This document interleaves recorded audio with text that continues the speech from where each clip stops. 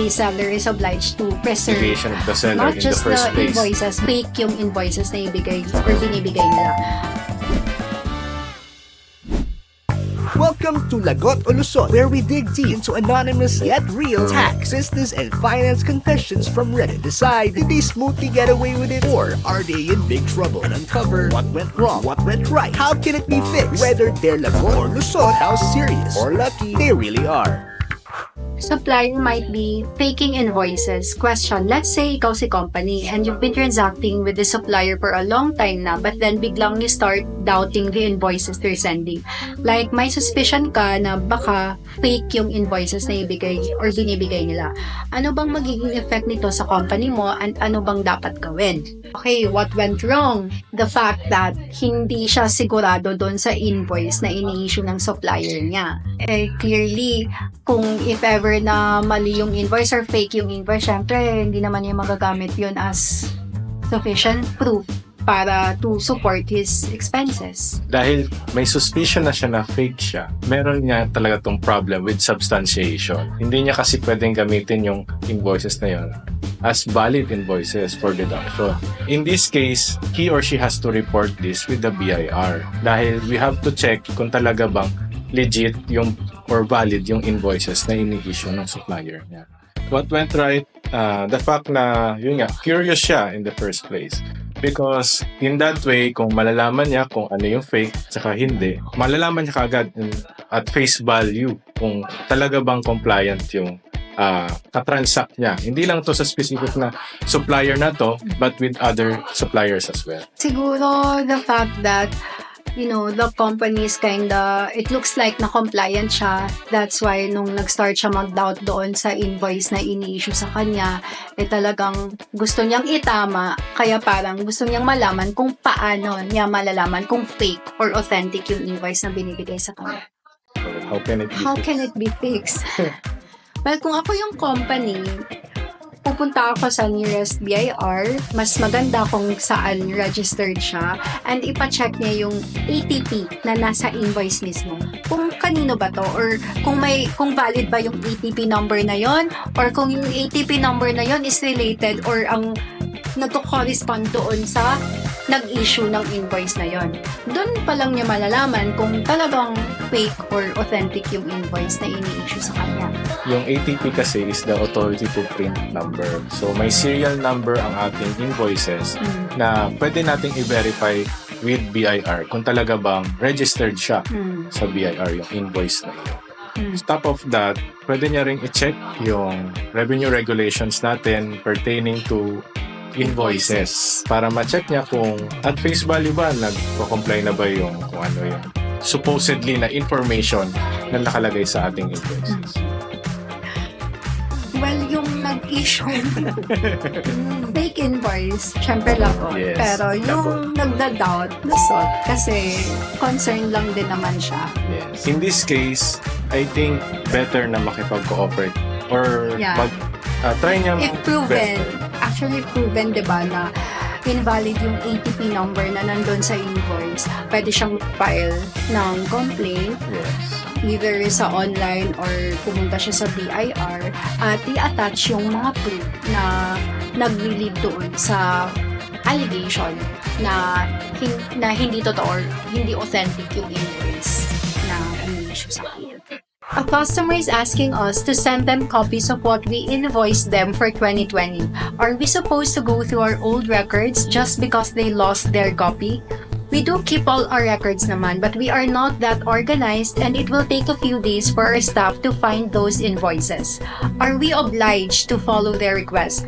From what I know, they do not buy much from us, and if I task someone to do this work, their daily wage is even more expensive than what we made from selling to that customer. What went wrong? The fact that the original copy of the invoice was lost by the customer, and now pumupunta siya kay seller to ask for a copy of the invoice that was previously issued. What went right is the fact that the taxpayer or the seller in this case is asking whether or not he is obliged to release a copy of the invoice to the previous customer. another thing that what went right here is that the fact that the seller issued the invoice when they're making the sale. How can it be fixed? It's really hard to answer from a taxpayer's point of view because the issue here is more of the extent of the responsibility of the seller to his customer. I can only answer from a legal perspective.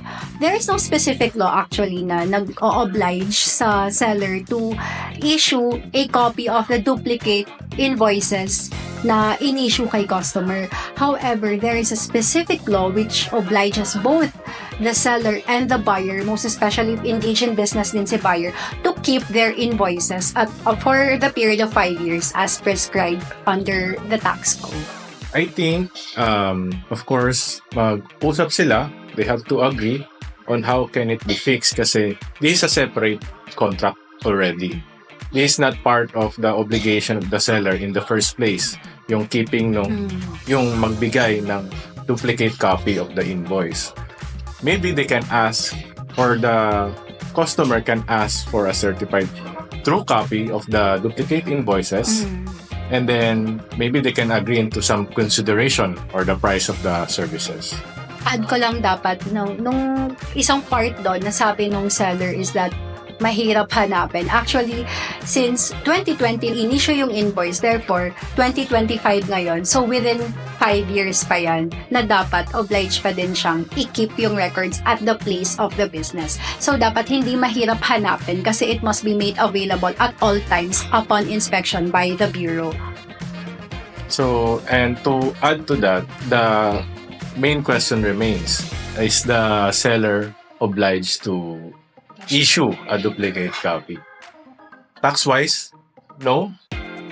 Because there's no specific provision under the tax code that the seller has to reissue a duplicate copy for that transaction. So, ano sa tingin mo? Lagot na sila or Lusot? I think Lagot. Well, it's because the law is clear kasi na the seller is obliged to preserve not just the invoices but other documents such as books of accounts for a period of 5 years, and that is expressly stated by the tax code and the revenue regulations as well. The customer is also obliged to keep the records or the accounting books, including the invoice. So in this case, since it was lost, it was not properly preserved. Yeah. That was a great discussion. Did you have fun breaking down these confessions? Yes, na may halong kaba. Great. Before we wrap up, any final advice you'd like to give fellow taxpayers this tax season?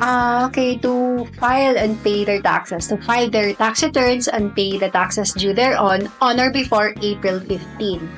Pwede na pong before ha, kasi yung iba, on April 15 na talaga eh. So, as much as possible, kung hindi naman masyadong complicated, i-file nyo na po ngayon. Kasi with the implementation of EOPT Act, it provides for more flexibility sa taxpayer since now they can file their returns electronically. If you're not yet registered, register as soon as possible. If you think you have missed tax returns in the past, start complying with it. File and pay. If there are penalties, you still have to comply with that.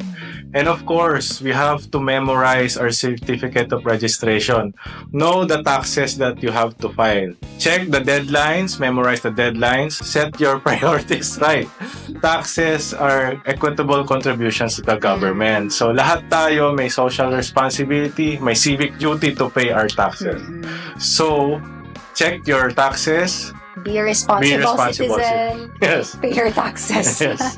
For taxes update, siguro is the VAT on digital services. So we've been doing external briefings na to different types of taxpayers nationwide. Depende sa mga district, pero nationwide po yan, nagko-conduct kami ng seminars in order to discuss the VAT on digital services as well as its implementing rules and regulations. I think this not an new na thing with the BIR, pero just a reminder, under EOPT wala na tayong registration fee, no? Kasi I think meron pa rin mga taxpayers na confused. Do we still have to pay the annual registration fee na 500 pesos? Now, hindi na po yun required. And of course, our invoicing requirements, nagbago din siya. Currently, our regulation strictly imposes na dapat meron kang invoice, either VAT or non-VAT invoice. The old official receipts will be supplementary documents only. Hindi siya yung principal or main document that we issue with our sales. We have to issue a registered VAT or non-VAT invoice. Tsaka yung EOPT, one of the features then is the reduced penalties doon sa mga micro and small taxpayers. And syempre, ang pinaka okay ng sa EOPT is yung file and pay anywhere. Yes. Na, No more penalty in Yes. case of wrong vendor. So kahit saan na po. Thank you Thank you, po, Taxumo. Taxumo po.